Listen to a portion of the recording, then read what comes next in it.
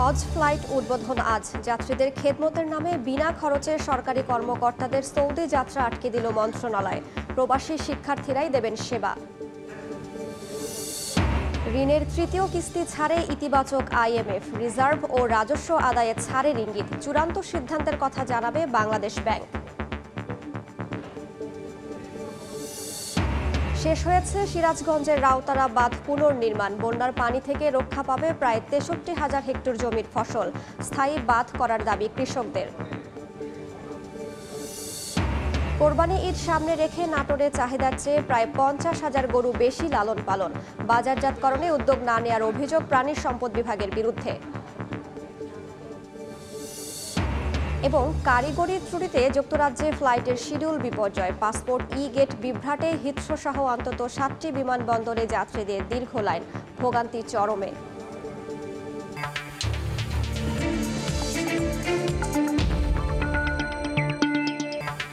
দেখছিলেন শিরোনাম। আমন্ত্রণ জানাচ্ছি দেশ ও দেশের বাইরের অর্থ বাণিজ্যের নানা খবর নিয়ে আমাদের নিয়মিত আয়োজন এ সময়ের বাণিজ্যে।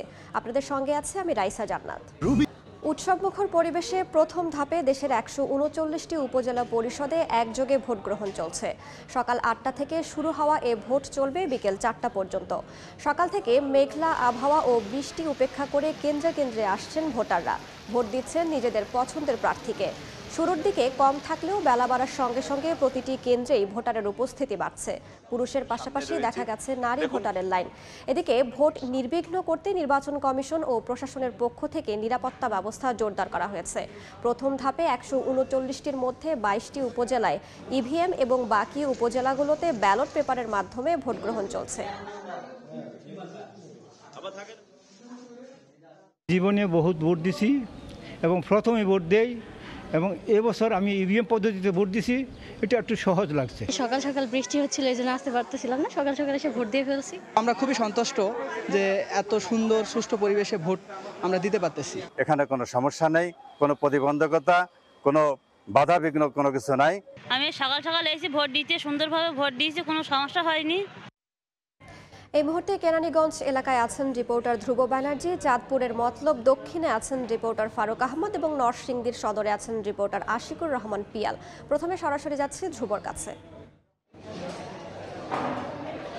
ঘড়িতে সময় ঠিক 11টা। এই মুহূর্তে উপজেলা নির্বাচনের ভোট গ্রহণ চলছে এবং আমরা দেখতে পেয়েছি, আমরা এখন আছি চুনকুঠিয়া সরকারি বালিকা উচ্চ বিদ্যালয় এবং এই কেন্দ্রে প্রায় ৩৫০০ ভোটার রয়েছে এবং এখানে যারা ভোটাররা আছেন আজকে সকাল থেকে এখানে আসছেন এবং তাদের ভোটাধিকার প্রয়োগ করছেন। এবং আজকে আমরা সকাল থেকে যেটা লক্ষ্য করেছি যে নারী ভোটারদের সংখ্যা কিন্তু বেশি ছিল পুরুষ ভোটারের তুলনায় এবং নারী ভোটাররা তাদের ঘরের সব কাজ করেই সকাল সকাল মূলত ভোট দিতে চলে এসেছেন। তবে আজকে সকাল থেকে বৃষ্টির কারণে যেই রকম ভোট গ্রহণ আশা করছিলেন, এখানকার আমরা প্রিজাইডিং অফিসারের সঙ্গে কথা বলেছিলাম, তিনি আমাদেরকে বলেছেন যে সকাল থেকে বৃষ্টি থাকার কারণে যতটা এতক্ষণ সময়ের মধ্যে যতটা ভোট গ্রহণ সম্পন্ন হবার কথা ছিল ততটা কিন্তু সম্পন্ন হয়নি।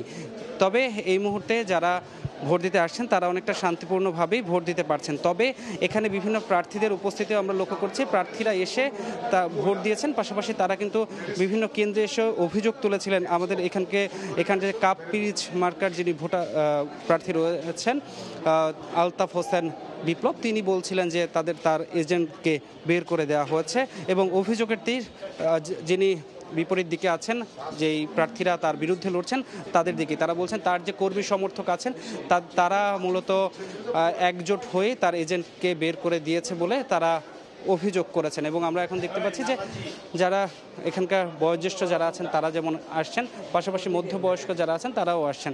আমরা সকাল থেকে যেটা লক্ষ্য করি, অন্যান্য সময় যেটা লক্ষ্য করি, সকালবেলা নারীদের কিন্তু একটু উপচে পড়া ভিড় থাকে। তবে এখানে কিন্তু আমরা একটু ব্যতিক্রমী দেখেছি। এখানে দেখেছি যে সকালবেলা নারীদের তেমন উপচে পড়া চাপ ছিল না, কেননা আজকে সকাল থেকেই একটা বৃষ্টির পূর্বাভাস ছিল। সুতরাং এরপরে নারীরা যে বাড়ির কার্যক্রম শেষ করে মূলত তারা উপস্থিত হয়েছেন এবং তাদের ভোটাধিকার প্রয়োগ করছেন। এবং সবশেষ যদি আমি আজকে বলতে চাই, এই কেন্দ্রের ভোটার সংখ্যা মোটামুটি ৩৫০০, তার মধ্যে এতক্ষণের মধ্যে প্রায় 10% ভোট কাস্ট হয়েছে এবং সেটাই আমাদেরকে এখানকার যিনি প্রিজাইডিং অফিসার আছেন তিনি জানিয়েছেন। এই ছিল আমার কাছে সর্বশেষ। সারা দেশের প্রায় ১৩৯টি উপজেলায় আজকে ভোট গ্রহণ চলছে। এই খবর জানাতে আমাদের চাঁদপুরে আছেন আমাদের সহকর্মী ফারুক আহমেদ, আমরা সরাসরি যাচ্ছি তার কাছে। সকালটা যেমন মেঘাচ্ছন্ন ছিল সেই বৈরিতা কাটিয়ে এখন কিন্তু আকাশে কিন্তু সূর্য হেসেছে, তার সঙ্গে কিন্তু ভোটারের উপস্থিতিও বাড়তে শুরু করেছে। তো আমি যদি দেখাতে চাই যে চাঁদপুরের মতলব দক্ষিণ উপজেলার আমি এখন আছি পয়ালি সরকারি প্রাথমিক বিদ্যালয়। এখানে ভোরে অর্থাৎ সকাল 8টা থেকে যখন ভোট শুরু হয় তখন আবহাওয়া বৈরী ছিল, তারপর ঘন্টা 2 পরে অর্থাৎ 10টার পরে কিন্তু আবহাওয়ার উন্নতি ঘটতে থাকে। তারপরে কিন্তু এই যে ভোটারের উপস্থিতি অর্থাৎ যদি দেখাতে চাই যে লম্বা লাইন এবং এখানে প্রচুর ভোটার, বলা যেতে পারে যে এখানে যে ভোটার আসছেন সবার মধ্যে একটা উচ্ছ্বাস, একটা আনন্দ, কারণ এই উপজেলায় প্রথম ইভিএম এর মাধ্যমে তারা ভোট দেবেন, ওই প্রযুক্তিতে ভোট দিবেন এবং তাদের মধ্যে একটা উৎসাহ, একটা মানে আনন্দ বিরাজ করছে। তাদের সবার মুখে দেখলাম যে একটা হাসি, যে তারা আগে ব্যালটে ভোট দিতেন এবার ইভিএম মেশিনে ভোট দিবেন, সেজন্য তাদের মধ্যে যে স্বস্তির প্রকাশটি আমি এর মধ্যে তা লক্ষ্য করেছি। চাঁদপুর মতলব দক্ষিণ উপজেলা পরিষদ নির্বাচনে এখানে 58টি ভোট কেন্দ্র আছে, তার মধ্যে আমি যেখানে আছি এখানে 3600 ভোটার এবং তার পাশে একটি হাই স্কুল আছে সেখানে 4400, সব মিলিয়ে বলা যেতে পারে যে 50 গজের মধ্যে 8000 ভোটার দুটি কেন্দ্রে তারা ভোট দিবেন। তো আমি যদি আমার সহকর্মীকে বলি যে নারী ভোটারদেরও একটা দীর্ঘ সারি আমরা লক্ষ্য করেছি এবং এই উপজেলা পরিষদ নির্বাচনে 3 জন চেয়ারম্যান পদে প্রতিদ্বন্দ্বিতা করছেন, একসঙ্গে 2 জন নারী ভাইস চেয়ারম্যান পদে প্রতিদ্বন্দ্বিতা করছেন। তবে এখানে পুরুষ যে ভাইস চেয়ারম্যান তিনি এর মধ্যে বিনা প্রতিদ্বন্দ্বিতায় নির্বাচিত হয়েছেন, বলা যেতে পারে যে তার কোনো প্রতিদ্বন্দ্বী ছিল না, সঙ্গত কারণে একক প্রার্থী হিসেবে আপাতত তিনি বেসরকারিভাবে তিনি নির্বাচিত বলা যেতে পারে। আরেকটি কথা হলো যে ইভিএমে যে ভোট দিচ্ছেন আসলে নারীদের মধ্যেও একটা উচ্ছ্বাস দেখা গিয়েছে, যে তারা কেউ আসলে যে ইভিএমটা কি এ নিয়ে তাদের মধ্যে কিন্তু কোনো নেতিবাচক চিন্তা কাজ করে, সবার মধ্যে একটা ইতিবাচক। আমি যদি দেখাই যে বয়স্ক ভোটারদেরও কিন্তু একটা দীর্ঘ সারি এবং এটি একটা স্বস্তির বিষয়। আর চাঁদপুর দক্ষিণের যে চিত্রটি আমি বলছিলাম এর পাশা কিন্তু চাঁদপুরে মতলব উত্তরে কিন্তু ভোট হচ্ছে উপজেলা পরিষদ নির্বাচনে এবং সেখানে প্রায় 3 লক্ষ ভোটার 99টি কেন্দ্রে তারা ভোট দিবেন এবং সেখানে 3 জন চেয়ারম্যান প্রার্থী প্রতিদ্বন্দ্বিতা করছেন। তো এই ছিল আমার কাছে চাঁদপুরে দুটি উপজেলা পরিষদ নির্বাচনের সবশেষ। নরসিংদী সদর উপজেলা এবং পলাশ উপজেলায় কিন্তু প্রথম ধাপে উপজেলা পরিষদের নির্বাচন অনুষ্ঠিত হচ্ছে। আজ সকাল 8টা থেকে কিন্তু ভোট গ্রহণ শুরু হয়েছে। এই সদর উপজেলায় প্রায় 5,37,000 ভোটার কিন্তু আজকে ভোট প্রয়োগ করছে। পাশাপাশি পলাশ উপজেলা প্রায় 1,84,000 ভোটার তাদের ভোট কিন্তু প্রয়োগ করছে। আমরা যেটা দেখেছি নরসিংদী সদর উপজেলার যে শহরের কেন্দ্রগুলো আছে সেই শহরের কেন্দ্রে কিন্তু ভোটার উপস্থিতি অনেকাংশে কিন্তু কম ছিল সকাল থেকে। বিশেষ করে নরসিংদী সদর উপজেলা শহরের বাইরের যে কেন্দ্রগুলো আছে, যেরকম বিভিন্ন ইউনিয়নে, আমরা পাঁচদোনা ইউনিয়নে এখন আছি, সেই ইউনিয়নের বেশ কয়েকটি কেন্দ্রে ঘুরে ঘুরে দেখেছি যে সকাল থেকে কিন্তু এই ইউনিয়নে কিন্তু ভোটারদের উপস্থিতি অনেকাংশে বেশি, বিশেষ করে মহিলা ভোটারদের উপস্থিতি লক্ষণীয়। এবং আপনাকে জানিয়ে রাখি যে এই যে পাঁচদোনা ইউনিয়নের যে মানুষজন আসলে ভোটারদের উপস্থিতি এবং তারা খুব উৎসবমুখরভাবে কিন্তু এই জায়গায় এসে কিন্তু তাদের ভোটটি প্রয়োগ করছে। পাশাপাশি সকালে 10টার দিকে যে পাঁচদোনা ইউনিয়নের কাকাশিয়া একটি কেন্দ্র আছে সেই কেন্দ্রে কিন্তু আনারস প্রতীক এবং হচ্ছে গিয়ে কাপরিচের প্রতীক, দুই প্রতীকের সমর্থকরা কিন্তু কেন্দ্র দখল করার চেষ্টা করে। এক পর্যায়ে কেন্দ্রটি কিছুক্ষণের জন্য কিন্তু ভোট গ্রহণ বন্ধ থাকে, পরবর্তীতে আবার ভোট গ্রহণ শুরু হয়। আপনাকে জানিয়ে রাখি যে এই উপজেলা নির্বাচনে কিন্তু আইন শৃঙ্খলা রক্ষা যেন স্বাভাবিক থাকে এবং পরিস্থিতি স্বাভাবিক থাকে সেজন্য কিন্তু বিপুল পরিমাণ যে আইন শৃঙ্খলা রক্ষা বাহিনী কিন্তু নিয়োজিত করেছে নির্বাচন কমিশন। এই দায়িত্বে কিন্তু প্রায় 1200 পুলিশ এবং র্যাবের সদস্যরা দায়িত্ব পালন করছে। প্রায় 45 জন র্যাব সদস্য, 6টি মোবাইল কোর্ট, 21 জন নির্বাহী ম্যাজিস্ট্রেট, 2 জন জুডিশিয়াল ম্যাজিস্ট্রেট কিন্তু এই জায়গায় দায়িত্ব পালন করছে। তো এখন পর্যন্ত বলা যায় নরসিংদী উপজেলা নির্বাচনে যে ভোট গ্রহণ চলছে এখনো পর্যন্ত পরিস্থিতি স্বাভাবিক রয়েছে এবং সুষ্ঠুভাবে ভোট গ্রহণ চলছে। এই ছিল নরসিংদী থেকে নির্বাচনের সর্বশেষ খবর। উপজেলা নির্বাচনের খবর জানাতে সরাসরি যুক্ত ছিলাম নরসিংদী, চাঁদপুর ও ঢাকায়। এদিকে আগারগাঁওয়ে নির্বাচন কমিশন সচিবালয়ে দেশের 139 উপজেলায় ভোট পর্যবেক্ষণ করছেন নির্বাচন কমিশনাররা। এই মুহূর্তে সেখানে আছেন আতিকুর রহমান তমল, সরাসরি যাচ্ছি সেখানে।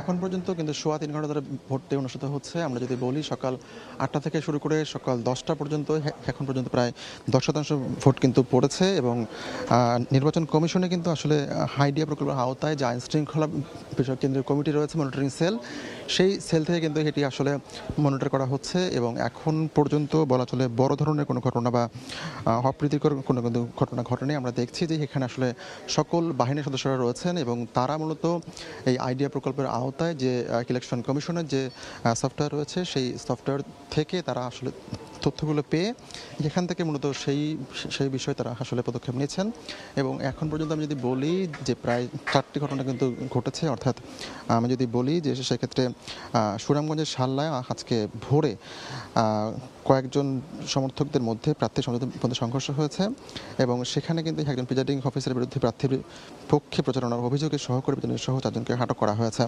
এবং সেটি ছাড়াও কুষ্টিয়া সদর উপজেলার চেয়ারম্যানকে মারধরের অভিযোগে গেল রাতে কিন্তু আটক করা হয়েছে 3 জনকে এবং কালকে রাতেই পাবনা সুজানগরে চেয়ারম্যান প্রার্থী একজন তিনি টাকার বিনিময়ে ভোটারদের প্রভাবিত করছেন এমন অভিযোগে 24 লক্ষ টাকা সহ আসলে আটক হয়েছেন এবং এই 3-4টি ঘটনা ছাড়া কিন্তু আসলে তেমন কোনো ঘটনা এখন পর্যন্ত ঘটেনি এবং সারা দেশে যে 139টি উপজেলায় ভোট অনুষ্ঠিত হচ্ছে সেই কেন্দ্রীয় যে মনিটরিং সেল আইডিয়া প্রকল্পের আওতায় সেটি আসলে এখান থেকে মনিটর করা হচ্ছে। আমরা দেখছি যে সকাল 10টা পর্যন্ত বলা হচ্ছে যে 10% কিন্তু ভোট পড়েছে এবং সেটি ছাড়া আপনাকে জানিয়ে রাখি যে 22টি যে উপজেলা সেখানে ইভিএমে কিন্তু ভোট হচ্ছে এবং বাকি অন্য যে উপজেলা রয়েছে 22টি ছাড়া সেগুলোতে কিন্তু আসলে ব্যালটের মাধ্যমে ভোট গণনা করা হচ্ছে বা ভোটটি নেওয়া হচ্ছে এবং এখন পর্যন্ত আসলে তেমন কোনো অপ্রীতিকর ঘটনার আমরা খবর কিন্তু পাইনি এবং বলা চলে যে এই যে ভোট সেই ভোটে কিন্তু আসলে প্রায় 139টি উপজেলার মধ্যে কিন্তু আসলে 11,500 ভোট কেন্দ্র রয়েছে এবং সেখানে কিন্তু ভোটাররা কিন্তু সকাল 8টা থেকে ভোটটি কিন্তু তারা কিন্তু দিচ্ছেন এবং এখন পর্যন্ত বড় কোনো ঘটনা ছাড়া ইলেকশন কিন্তু সুষ্ঠুই রয়েছে। তো সব মিলিয়ে বলা চলে আমার কাছে এই ছিল সবশেষ খবর ইলেকশন কমিশন থেকে। সরাসরি যুক্ত ছিলাম রাজধানীর আগারগাঁওয়ে। দেশের বাজারে স্বর্ণের দাম 1,04,502 টাকা বাড়িয়েছে বাংলাদেশ জুয়েলার্স সমিতি বাজুস। এতে টানা 3 দফায় দাম বাড়ল 6,287 টাকা। মঙ্গলবার এক সংবাদ বিজ্ঞপ্তিতে বাজুস জানায় 22 ক্যারেটের প্রতি ভরির নতুন দাম 1,15,450 টাকা। এছাড়া 21 ক্যারেট 1,10,201 টাকা, 18 ক্যারেট 94,455 টাকা এবং সনাতন পদ্ধতির প্রতি ভরির স্বর্ণের দাম পড়বে 78,090 টাকা। নতুন দাম কার্যকর হয়েছে 8 মে থেকেই। এর আগে টানা 8 বার স্বর্ণের দাম 10,265 টাকা কমানো হয়। সরকারের ঘোষিত সর্বজনীন পেনশন স্কিম সম্পর্কে জনগণকে অবহিত ও উদ্বুদ্ধ করতে গাজীপুর জেলা প্রশাসনের উদ্যোগে সর্বজনীন পেনশন স্কিম বিষয়ে বিশেষ কর্মশালা অনুষ্ঠিত হয়েছে। সোমবার গাজীপুরের চন্দ্রায় ওয়ালটন হাইটেক পার্কে এই কর্মশালা হয়। ওয়ালটন হাইটেক পার্কের শতাধিক কর্মকর্তা এই কর্মশালায় অংশ নেন। প্রধান অতিথি গাজীপুরের জেলা প্রশাসক আবুল ফাতে মোহাম্মদ শফিকুল ইসলামকে ফুল দিয়ে স্বাগত জানান ওয়ালটন হাইটেক ইন্ডাস্ট্রিজ পিএলসির চেয়ারম্যান SM শামসুল আলম। কর্মশালায় ওয়ালটন হেডকোয়ার্টার্সে সর্বজনীন পেনশন স্কিম রেজিস্ট্রেশন কার্যক্রমের উদ্বোধন করা হয়। রেজিস্ট্রেশন সফলভাবে সম্পন্ন হওয়ার পর তাদের হাতে সর্বজনীন পেনশন স্কিম চালুর প্রিন্ট কপি তুলে দেন গাজীপুরের জেলা প্রশাসক।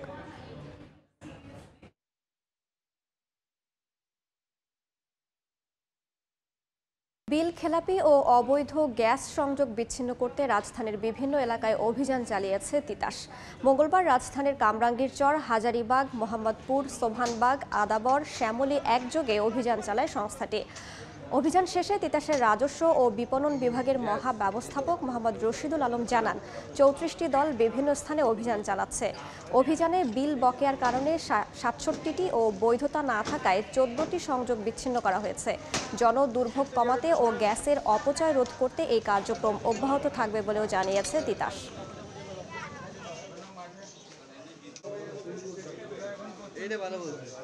শুরু হয়েছে দেশের সফটওয়্যার খাতের শীর্ষ সংগঠন বেসিসের 2024-26 মেয়াদের নির্বাচন। এই মুহূর্তে সেখানে আছেন সহকর্মী আলতাফ হোসেন, সরাসরি যাচ্ছি তার কাছে।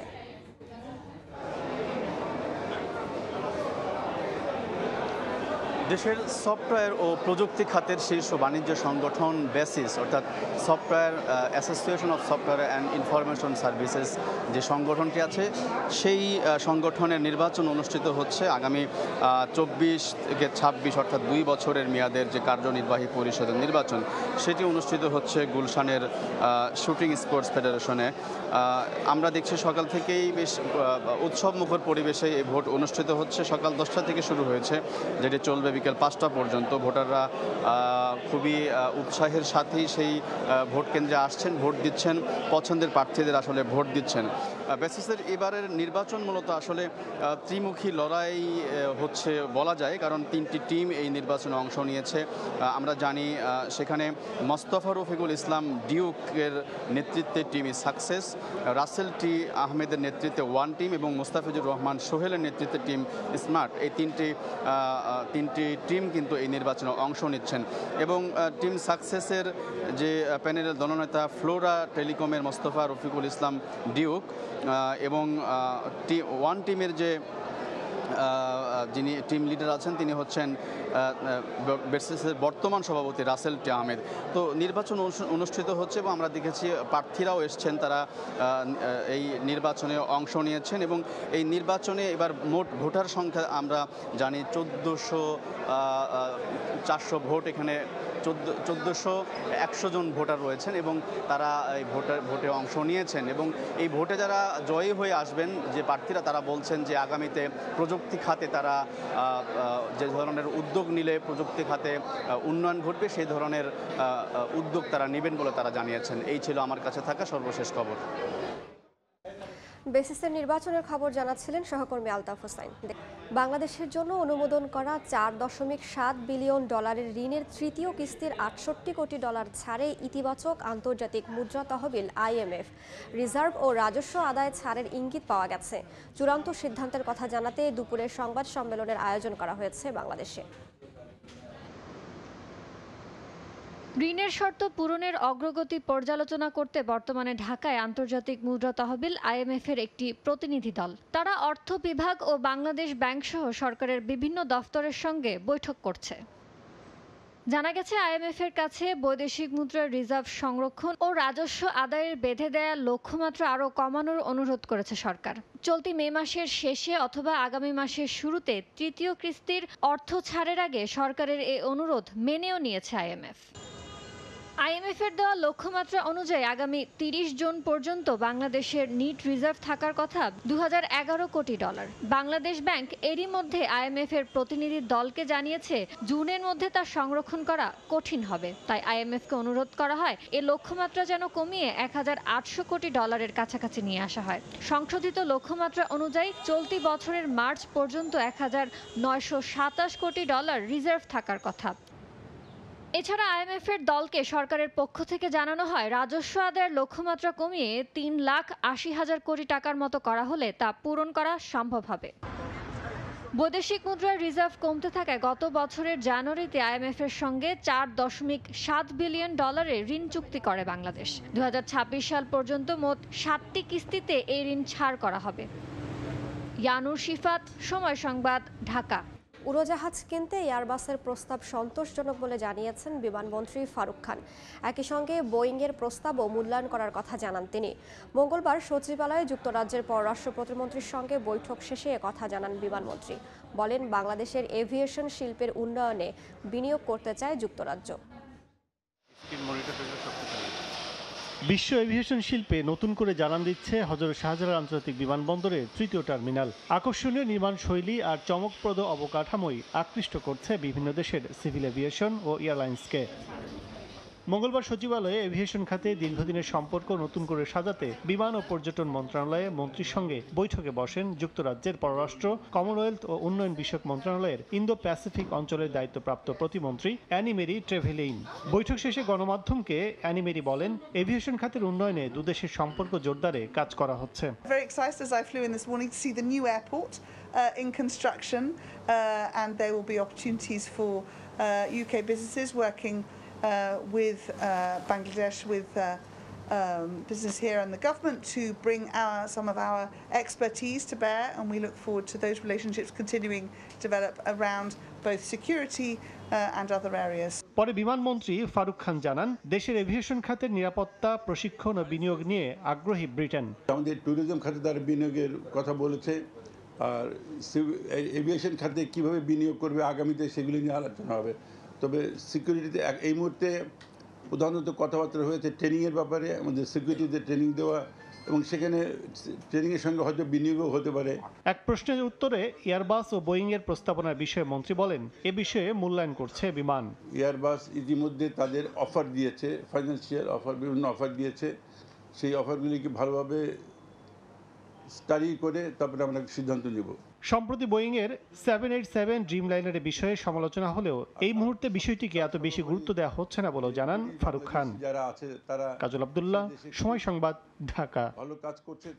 চালের দাম বেড়ে গেলে জনগণ আর কমে গেলে কৃষকরা হইচই করার পরও দেশে কোনো খাদ্য ঘাটতি নেই বলে দাবি করেছেন খাদ্যমন্ত্রী সাধন চন্দ্র মজুমদার। সকালে রাজধানীর নিরাপদ খাদ্য কর্তৃপক্ষের কার্যালয়ে 7টি বিভাগে ভ্রাম্যমাণ পরীক্ষাগার হস্তান্তর অনুষ্ঠানে তিনি একথা বলেন। এ সময় খাদ্য সচিব ইসমাইল হোসেন জানান, জাইকার অর্থায়নে খাদ্যমান নিশ্চিতে দেশের সব বিভাগে পরীক্ষাগার গড়ে তোলার কাজ এগিয়ে নেওয়া হচ্ছে। এসব উদ্যোগ বাস্তবায়ন হলে খাদ্যে ভেজাল ও দূষণ রোধ করা সম্ভব হবে বলেও জানানো হয়।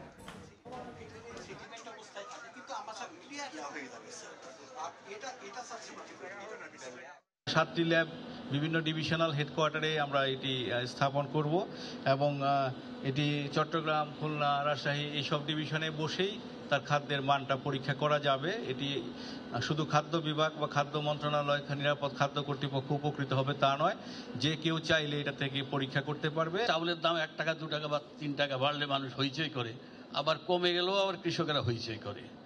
কিন্তু খাদ্যের অভাব বাংলাদেশে এখন আর নাই। যারা ভোক্তা, যারা সরবরাহকারী, যারা উৎপাদনকারী, তাদের মনের ল্যাবরেটরি যদি পরিষ্কার না হয়, আমরা যতই ল্যাবরেটরি দিয়ে পরীক্ষা করি না কেন, আমার মনে হয় কোনো কাজ হবে না।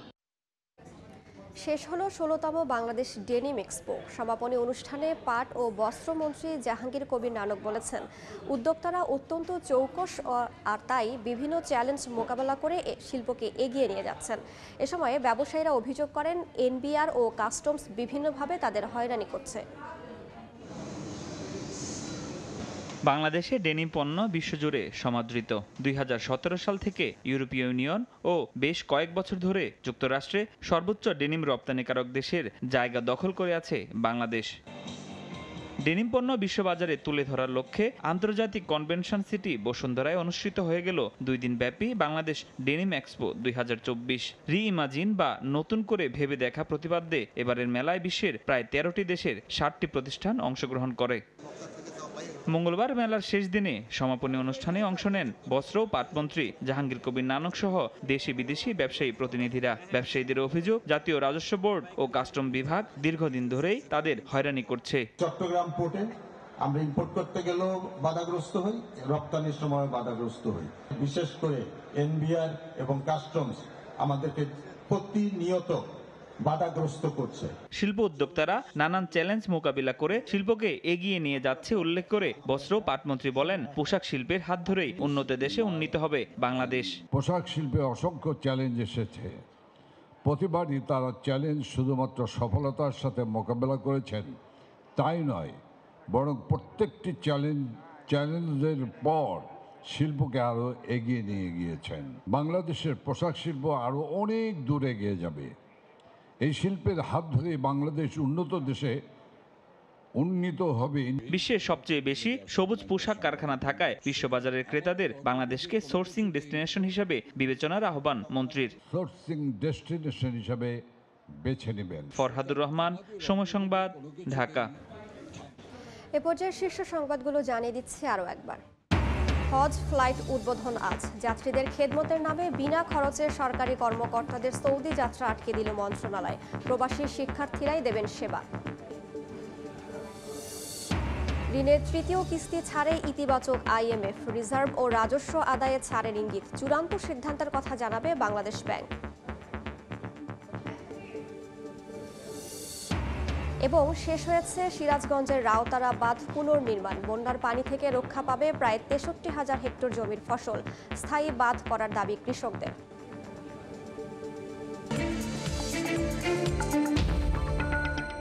এই ছিল এ সময়ের বাণিজ্যের পর সময় সংবাদ, সঙ্গে থাকবেন নাবিলা সোহার। ধন্যবাদ রাইসা। সময় সংবাদ নিয়ে ফিরছি কিছুক্ষণ পর, সঙ্গে থাকুন সময়।